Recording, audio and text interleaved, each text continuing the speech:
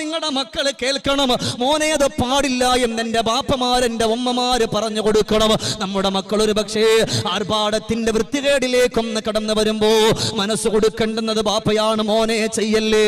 എത്രയോ സാധുക്കളായ ആളുകളുണ്ട്, മഞ്ഞ കല്യാണത്തിന്റെ ചുമന്ന കല്യാണത്തിന്റെ ആവശ്യങ്ങൾക്ക് വേണ്ടി അടിച്ചു പൊളിക്കുന്ന കാശുകള്. എത്രയോ പാവപ്പെട്ട അനാഥ പെൺകുട്ടികള്, എത്രയോ പാവപ്പെട്ടവർ നമ്മുടെ നാടുകളിലുണ്ട്.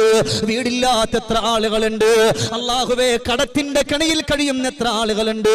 അവർക്കൊന്ന് കൊടുക്കാൻ നമുക്കൊന്ന് കഴിഞ്ഞുപോയാൽ അൽഹംദുലില്ലാഹ്, അതാണ് ഏറ്റവും നല്ല സന്തോഷം, അതാണ് ഏറ്റവും നല്ല സൗഭാഗ്യം. അല്ലാഹുവേ, വെറുപ്പ് തോന്നാനല്ല, ഇങ്ങനത്തെ ആർഭാടവും പേക്കൂത്തുകളും കടന്നു വരുമ്പോഴാണ് അല്ലാഹു പേടിപ്പെടുത്തുന്ന വാക്കുകൾ നിങ്ങളിലേക്ക് തരുന്നതെന്ന് ബഹുമാനപ്പെട്ട ഉമർ ഇബ്നുൽ ഖത്താബ് തങ്ങൾ പറയുമ്പോ, പടച്ച റബ്ബേ, പിൽക്കാലത്തുള്ള കല്യാണങ്ങളിലേക്കൊന്ന് കടന്നു പോ.